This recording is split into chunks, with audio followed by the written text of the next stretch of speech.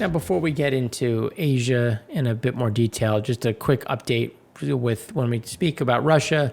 Some of the things have cooled off a bit. We've had some pretty equal pullback from the front lines, which is a net positive. There's been some reopenings of communications. There's still an uncertainty in terms of when Biden and Putin will meet, but again, that will happen at some point. But net, it's a good de-escalation point for now, especially. But the other side is the Iranian deal. So we continue to hear about the meetings in Vienna, that they're moving closer to some sort of deal, that they're and now some of the discord is coming out. Iran saying that we need to take away all of the Trump era sanctions, and then us pushing back saying that you need to offer something as well. And this will continue to go back and forth as we look to, what is the geopolitical sphere with, and now, shifting over into China, because the drive continues to be for Xi to highlight how they're in a long battle. And he's presenting this not so much as a physical battle, but a economic morale battle. And he used the Zhang River battle, which happened in 1934, which was one of the first major battles of the Long March, and resulted in heavy losses for the Red Army. So we're going back to, World War II, pre-World War II, World War II starting off, and he's trying to make a connection where no matter how big our difficulties, we should think of the Red Army's long march and the bloody Zhang River battle. So Xi has sought to frame China's current challenges, and this is what we were saying, particularly growing geopolitical tensions with the U.S. as the new long march. So he's trying to say that this is going to be a long and problematic movement, and it's being pressured even more because the National Bureau of Statistics spokesperson told reporters the delay was partly due to the need for more preparation work ahead of the official announcement, because the Financial Times scooped that the census results were delayed so officials can prepare responses to declines in China's population for the first in over 50 years. Policymakers have seen this coming for a while, which is why the 14th five-year plan included extensive sections on demographic reform. Again, they want to increase, when you talk about the U.S. and you want to talk about consumption, which the U.S. is their biggest buyer, they need to replace the U.S. And what's the easiest way to replace the U.S.? Well, just have local consumption. But you have problems with local consumption. It's been very slow for the last few months, for the last year and a half, even going into 2019. So, and now you have a shrinking population, which is, again, going to make it that much harder to generate that, which is why the 14-year plan, the 5-year plan focuses so much on that dual circulation strategy. Now, taking that a step further, Foreign Minister Wang Yi delivered a speech on U.S.-China relations to the Council of Foreign Relations, and he just stressed, all he really stressed was, we want to work with the U.S., we need the U.S. needs us, but he also said that any failure is Washington's fault, because the key is whether the United States can accept the peaceful rise of a major country with a different social system, history, and culture. It is undemocratic to label China as an authoritative country or dictatorship simply because China's democracy takes a different form than that of the United States. Well, everybody has different views of what democracy is, and I agree to the sentiment where you have to appreciate local culture and what can fit within that construct.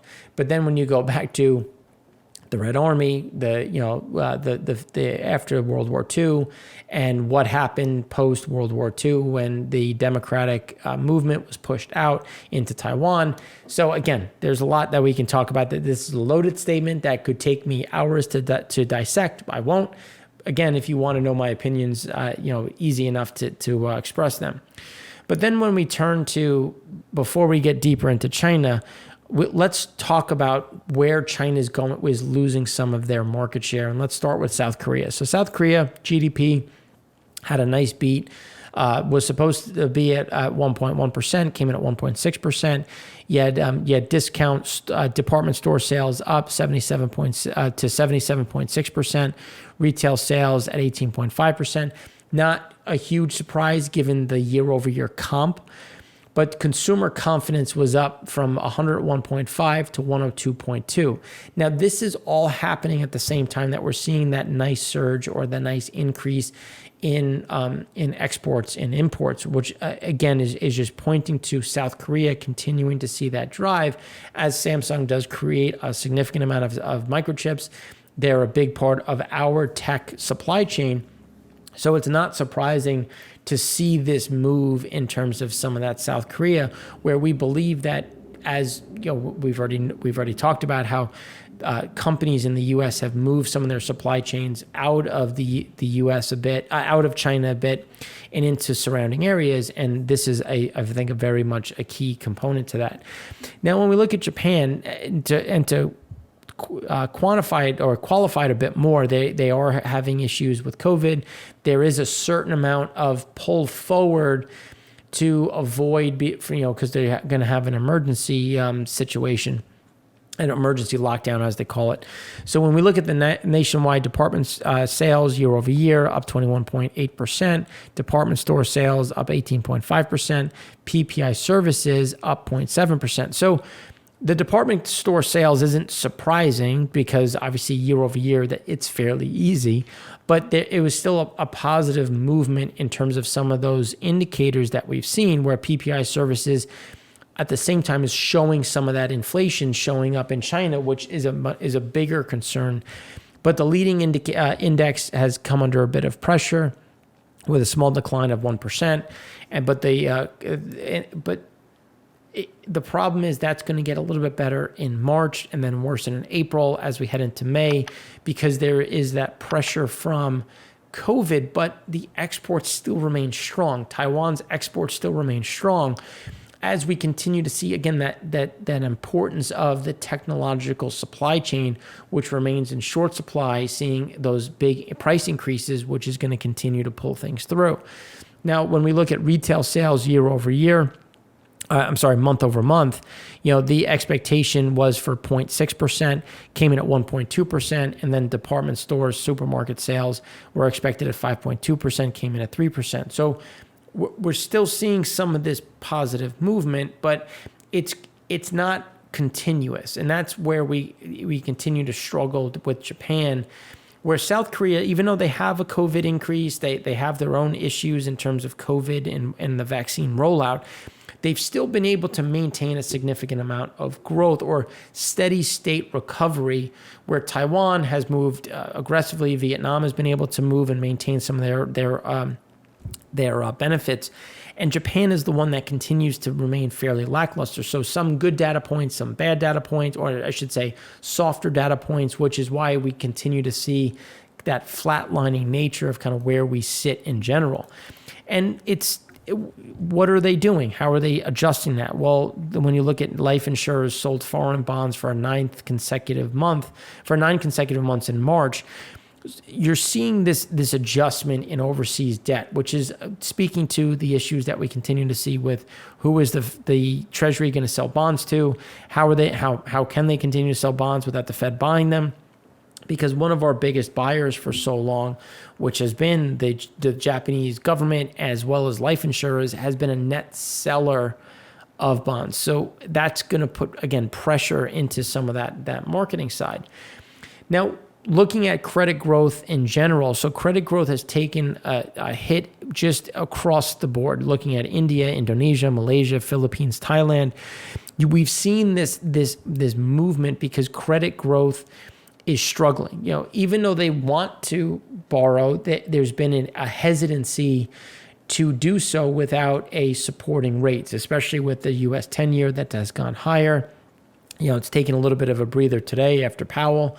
And that's where, when you look at kind of where things are headed, this is going to be one to watch, because India I think is going to struggle the most. Now, with that being said, Chinese banks disposed of a record 3 trillion yuan of non-performing loans last year, nearly a third more than in 2019.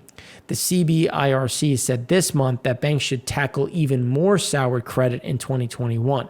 So we're talking about that continued focus on eliminating bad debt, cleaning up the balance sheets, which remains a key focus for China, which again is also going to hit credit growth. So that's why this credit growth in general across Asia is going to be a struggle, which rising rates, all of these movements is going to just put that next level pressure point. So then when we look at, okay, well, the Hurong's dollar bonds, what happened? And this is where, when we start talking about some of that pressure points, because this was a company that was supposed to take the bad debt. So when we look at the offshore bond maturing Tuesday, the funds were provided by the nation's largest state-owned bank. People familiar with the matter said, a sign that Chinese lenders are heeding government calls to support the embattled distressed debt manager. So Industrial and Commercial Bank of China, the Singapore branch, gave a loan of $452 million to repay its $600 million or $452 million bond due April 27th. The support comes after China's financial regulator asked banks to extend loans to the company by at least 6 months to help it refinance its debt. While news outlets included REDD have previously reported aspects of the China Banking Insurance Regulator Commission's guidance, investors have been looking for clues to whether it would apply to offshore debt. So there's a lot of problems. There's a lot of bad debt in that market. And one of their biggest owners of that bad debt extended more bad debt into other areas, resulting in the execution of the CEO. And here's where you can see what the bonds have done. And it was steady state until it wasn't. And that's the biggest problem in China. You never know there's a problem until there is one. And that, you might say, well, obviously, but the goal of our shows is so that you're never hit by a bus. And what does that mean? My old boss used to say, the bus that hurts the most is the one that you don't see coming. Our goal is to show, look, this is everything. This is the good, the bad, the ugly, because this is how you can prepare. How important is this data point for your holdings? How important is the Fed's, the U.S., the Federal Reserve's estimates of CPI for you or inflation? That's what we're trying to do. This is the data set, and this is what we think it means. And that's why we've been talking about the issues in Chinese data for months. And we've gotten pushback on it. We've had people that didn't believe us, that argued with it. Well, this is why. These are the exact reasons of why we spend so much time on Chinese debt and the problems, because Chinese debt was an issue in 2012. It's just at what point did you build too many ghost cities that you just can't support it anymore? And we think that they're coming to a point of that problem and that pressure point that is going to be a bigger issue over the next few years, which is why when we look at China's export recovery, this is what we're talking about with it peaking, because you had this big surge, you had this big supply recovery, inventories are still short. You still need the U.S. The U.S. is still a buyer. We're still importing, but we're doing it more from other places, and you're starting to see this rollover in China, while the world in general is going to grow. It's going to take market share from China. And that's going to be some of these overhangs that we continue to talk about. So then when we look at China PMI manufacturing index and then the copper price, this is where, overall the manufacturing failed to rise in March, but there should be a little bit of a rebound in April. I'm not sure exactly how strong it'll be, but there should be a positive move back up. It won't go below 50 clearly, because that would be terrible China will never let that happen. But maybe it's just right at estimates or slightly above estimates. And what does that do to copper prices? Now, copper prices also have a supply issue. We were coming into a tight supply in 2020, which then got exacerbated because of COVID. Now it's even further short in 2021. So this, just because it doesn't mean that copper prices have to collapse. It just means that copper prices may stop going up or take a pause given what's happening. Now, how is China going to try to address this? Well, the Premier Li shared a few ideas on how to get it done. So improving rural commercial facilities, including shops that serve locals and city visitors, encouraging companies to make stuff that rural people can use and afford, supporting farms to sell their products online and large commercial buyers, making land and finance available for commercial development in rural areas, extending quality and safety supervision in rural markets. Again, the shift to rural China is big. There's 500 million people that live in what they deem to be rural settings. They want this. They see this as a way to pick up PMI, to pick up consumption.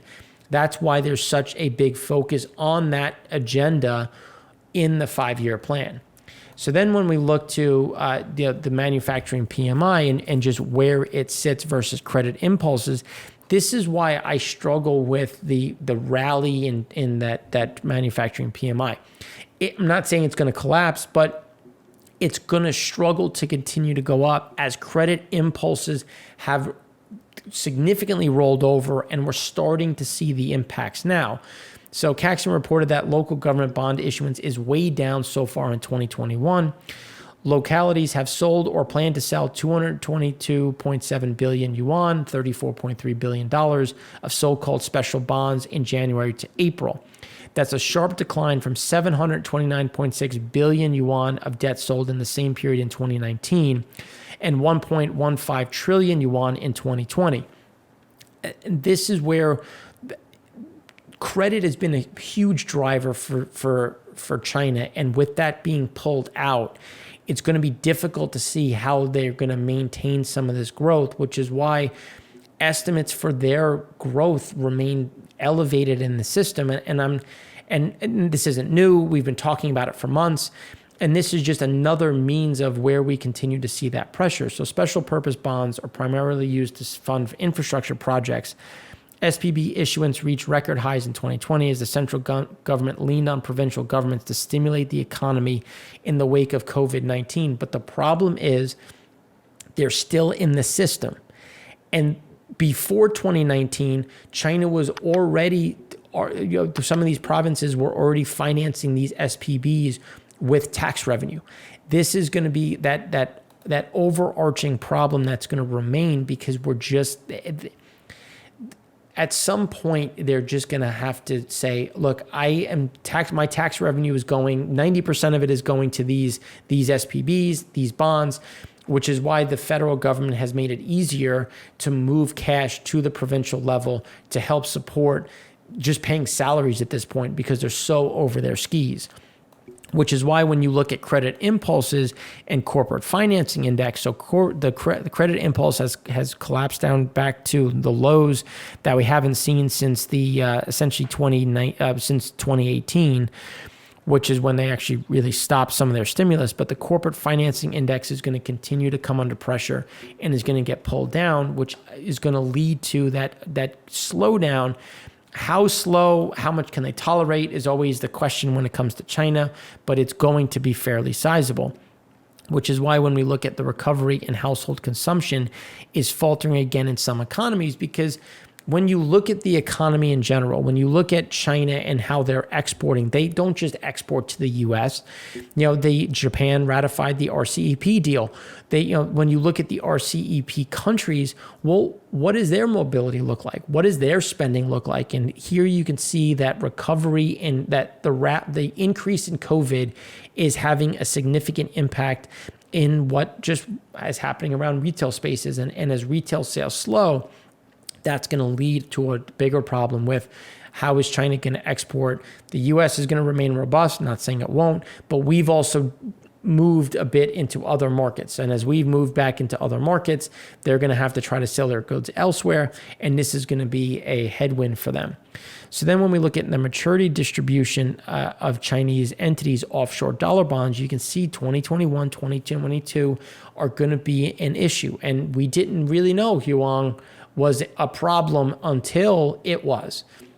And that's why these 2 years, essentially the next several years, as China can, even though they're trying to cut back, they're still issuing new debt. They're still trying to roll old debt, which is going to keep this as I think, front and center for a lot of investors that are trying to figure out what is the right risk metrics, what is the right yield at which to get involved with this Chinese debt. And the government is planning for very modest growth in expenditures. Speaking to trying to take some of this debt out with total fiscal spending. The problem is the fiscal spending is already running above what they expected. So they still have a deficit. The deficit continues to surprise to the upside against estimates.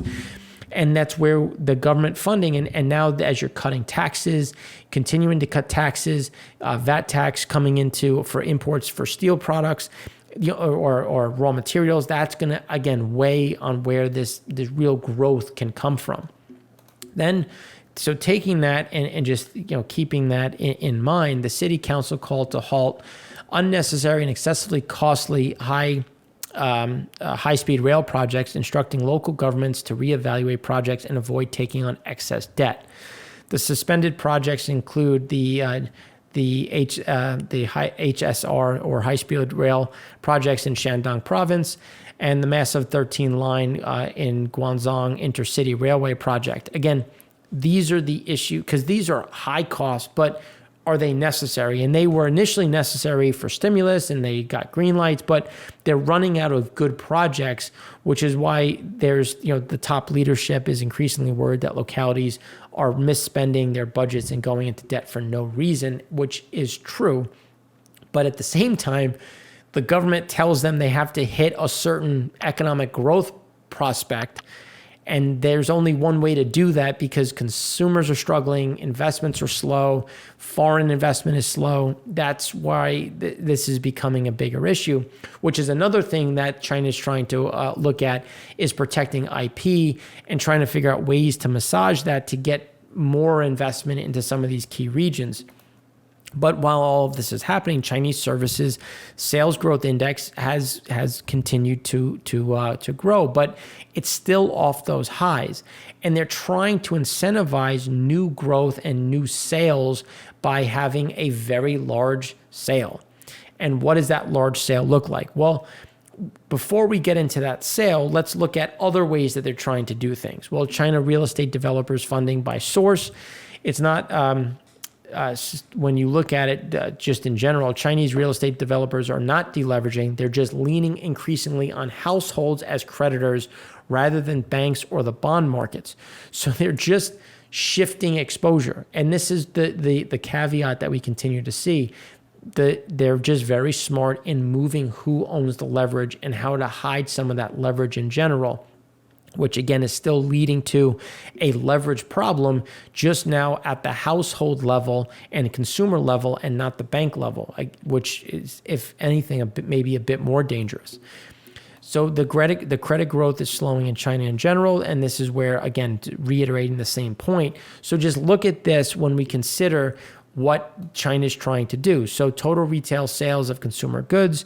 Here you can see what we talked about last week and the week before of what those growths look like. But when you see that number on the unit in trillions, you can see how small it is. And this is what we were trying to highlight when we showed the slowdown in growth, because we was 3.95 trillion, 4.06 trillion, 6.97 trillion, but then 3.55. And if you look at just the inherent growth per month, you can see that it's at the very low end, which is a problem for what they're seeing in Q1.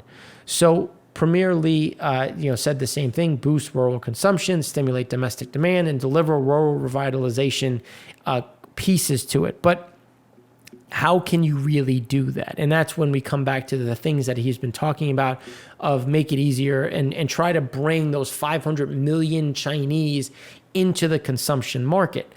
But they're also doing something different. China's month-long consumption campaign aims to unleash spending potential of Chinese people. Upcoming promotional period in May will involve millions of retailers, but analysts say significant hurdles remain to get people to spend. The upcoming promotional period will involve millions of shops and sellers. It will include the first consumer goods expo. But are you just pulling forward sales? And if I'm going to buy something in June or I can get a deal on it in May, I'll buy it in May and I just won't buy it in June. So how much of that is going to be pulled forward where they might get a nice shock number, but is that going to damage what retail sales are going to be? Or are they trying to just spark this and move things forward? I would say this is more of a game because they're going to show that the populace shrunk, but then they're going to be able to say, but look at our retail sales, and this is, again, trying to massage the message, if you will. And when you look at the approvals, so when we look at, again, back to the bond side, because if retail sales are going to struggle, well, back to how do we drive this? Well, central government approvals slow from past years, infrastructure investment approved by the NDRC. When we look at Q1 in 2021, you can see it's the lowest it's been going back to 2016. And that's why when we look at local governments have sold or plan to sell 34.3 billion of of the SPBs in January to April, and the central government is no different. So we're seeing it's not just a local government, but also the federal government that is seeing that pressure to the downside. And then when we continue to talk about the move, what is going to happen at Yurong, and they want to protect, but they don't want to protect too much. So when we look at the history of recent China of financial rescues and the details of the case suggest that if the PBOC does not move, it will be more. It does move, it will be more of a bail-in, with investors shouldering a substantial portion of the cost than a bailout. And that's going to be the structure. So the view is already 60% held by the Ministry of Finance, but they're going to try to weigh both sides. So the PBOC is going to back it, but they're going to ask other banks to support it. And then they'll have that backing to rework and essentially restructure some of that deal. So how much would Yurong get from selling 100 billion yuan in assets based on past experience? Not 100 billion, obviously fire sales at market price, but didn't.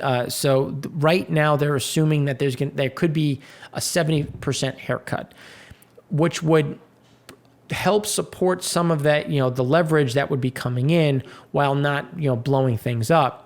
And then how much, so then when you look at applying the same ratio to Yurong would mean that Shangfeng pays 30 billion yuan for 100 billion of assets, leaving a substantial share of the burden on the shareholders of investors. Of course, applying the haircut ratio from Jinzhou, which went bankrupt, to Yurong is a big assumption, but it's just a guiding point. And this is something that came from Bloomberg Economics that I thought was very good. And this is, again, something to consider when we're looking at how is this going to be treated going forward on bankruptcy sides. And then, again, it's controlled by the Ministry of Finance, but the Yurong's 245 billion in assets are equal to about 1.7% of China's 2020 GDP. So it has more than 160 billion in debt, equivalent to 0.6% of China's total bank loans. And managing a failure of this scale is not easy, obviously, but there's ways to manage it, and they've already started to whittle away at that. And the issue is, and this is, I think, the biggest component, in important respects, Yurong's appears emblematic of broader problems with China's overstretched, opaque, and moral hazard-ridden shadow banking system, what I said earlier. At the same time, many of the firm's problems stem from specific governance failures, but governance is not exactly the strong suit of a communist nation. And I think that is something to consider when we're looking at, well, how safe or detrimental could some of these other pieces be, which is why we see that slowdown in just those new issues of SPBs and that underlying central government new issuance. And then on the other side, real estate investment and excavator sales are very closely linked, and we're starting to see those slow down as well. So we talked about the consumer, we talked about retail sales, we've talked about the issues with investments, and now we're looking at real estate investment, which is also coming under pressure because this is one of the areas that China really wanted to crack down on, because this has gotten very aggressive and out of hand. And the view was to try to adjust this lower. And we're seeing that happen on a year-over-year level in general as they continue to move down. Now, it's still elevated. It's still higher than they would like, but that's also going to impact excavator sales, which leads to, again, more the raw material side and some of these additional slowdowns. So I know we covered a lot, there's, especially with China, because there's so many moving pieces within the Chinese economy and Asia in general, but a lot to consider. We appreciate your support, watching us, trying to continue to share it and get us more followers, because that would be great as well. So thanks again for watching. I'm Mark Rossano, founder and CEO of C6 Capital Holdings, coming to you from Primary Vision Network.